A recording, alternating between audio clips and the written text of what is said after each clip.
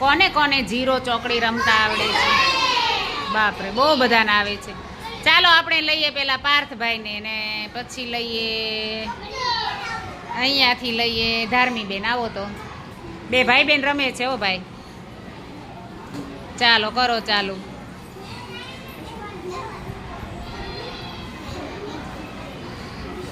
વાહ,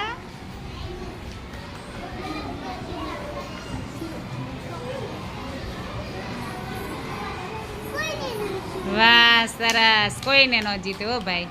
હવે અવસરભાઈ આવે ને નંદની બેન આવે.